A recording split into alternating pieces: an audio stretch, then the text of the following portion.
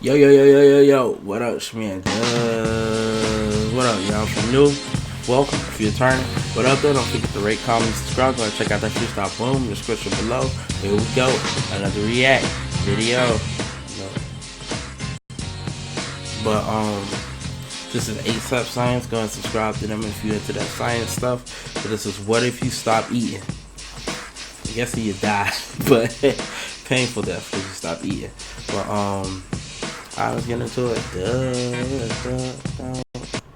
Food is a favorite pastime for many, which is convenient because we need it to live. But what would happen to you and your body if you were to completely stop eating food right now? In the first 6 hours, all is fairly normal. Your body begins to break down glycogen, which stores energy in your body, into glucose, which your cells use as fuel. Around 25% of energy generated this way is used for your brain alone, while the rest goes to muscle tissue and red blood cells.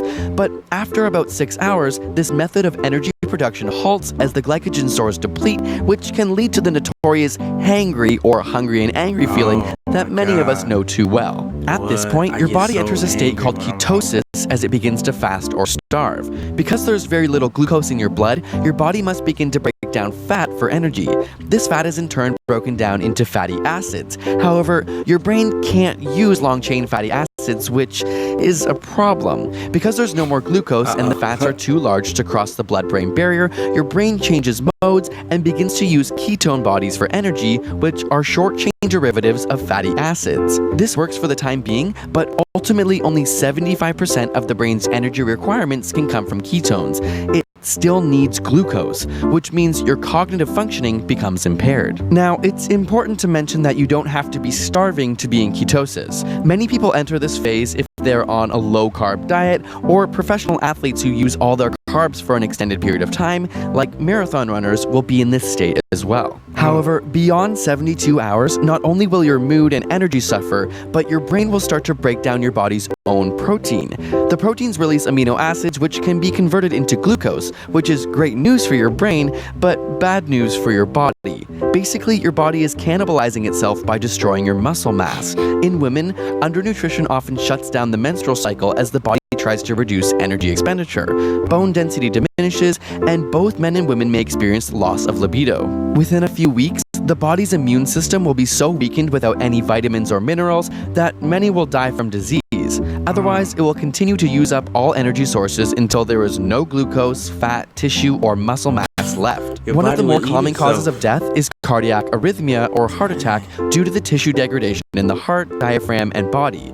This is fairly common in those suffering from anorexia. Of course, the body experiences severe organ failure all around. Starvation can lead to death in as short as 3 weeks or up to 70 days, as documented during the Irish hunger strikes in 1981. Though the duration of survival is greatly influenced by how hydrated you are and the amount of fat reserves your body has, which in some ways is incredible that the body can sustain for so long with no food. And yet, approximately 795 million people around the world have to deal with this reality. The good news is that the 7 richest countries have pledged to lift 500 million people out of hunger and malnutrition by 2030, but we need to hold them accountable. We're working with an organization called Global Citizen to do just that, and here's a really easy way that you can help out too. By sharing this video and then heading to the Global Citizen website forum here, you'll be adding your voice to an important educational movement towards ending hunger worldwide. You can click the screen or use the links in the description. It really only takes a few moments.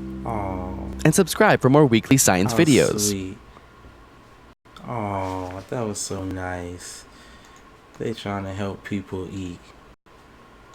They really trying to help people eat. I see y'all. Good video.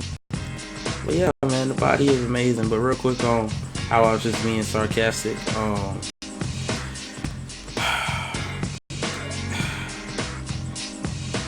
I just see it as, man,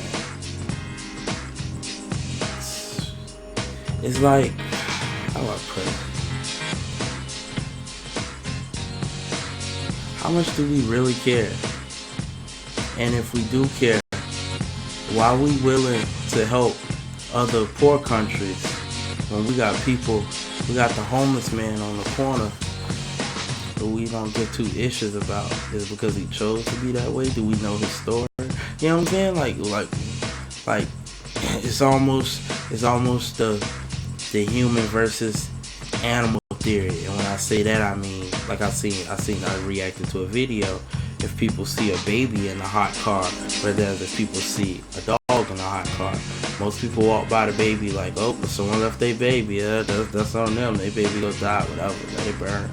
People seen the dog and they like, hold up, bro. You ain't finna let no dog sit in no hot car. They ready to break a window. They call the cops. They looking mad and distraught. And it's sad. And I think what it is mentally.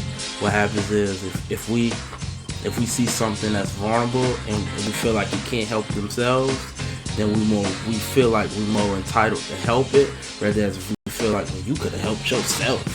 We just kind of write it off, so to speak, instead of just loving everybody. I don't want to say equally, because that's preposterous. Let's be honest. No one loves everything equally. That's why when people try to say everybody's equal, that's not true. That's not true. If somebody has more talent than that person is easily pushed to the front of the line. That's just the way the life world is. I don't know why people keep trying to say equal rights and equal. No, everybody ain't equal, man. If I ain't 6'2", I don't expect to be on the court with someone who's 6'2". We not equal. Stop it. I mean, I get what the mentality basically trying to say. I deserve the same opportunity as this person. True, I do. But once I can't dunk and that guy can dunk, or he can do what I can't do, Josh, you need to go over here, because apparently this is your section. Let him be over here. We're not equal, man. I just say thrive in your field, man. But discrimination is wrong. That's why I do draw the line. If you do just discriminate, you know what I mean, off certain stuff, that's pretty wrong. But it's a blurry line. Everything is blurry lines, man. And I just say stand by your line. Whatever side of the fence you want, stand by. You know what I mean? If you're on that hay fence, stand by it, you know? It is what it is, man. Other than that, I don't know. You know, that stuff gets weird. Dang, my phone just outside. But that stuff gets weird, gets touchy. People get emotional. But it's the reality, man. It's the reality. My thing is, too, I just thought about it. Instead of helping the people directly, why don't you help those countries become better places so they could give back to their people? Help set up governments and stuff so they could govern the people, but they can't because people are greedy. And that's why communists exist. And you know what I mean, everybody on the top, you know, pyramid schemes, everybody on top is wealthy and fat and full of money and just whatever, so the kids get inherited and blow it. Whereas everybody on the bottom suffers and gets crumbs. See it all the time at jobs, everywhere you go, you see it. It's the reality, man. You know, what are you gonna do about the reality? What are you gonna change? How are you gonna be the difference? Forget the world. What are you doing? What am I doing? Black Lives Matter. But alright, boy, that's gonna go. Go check out.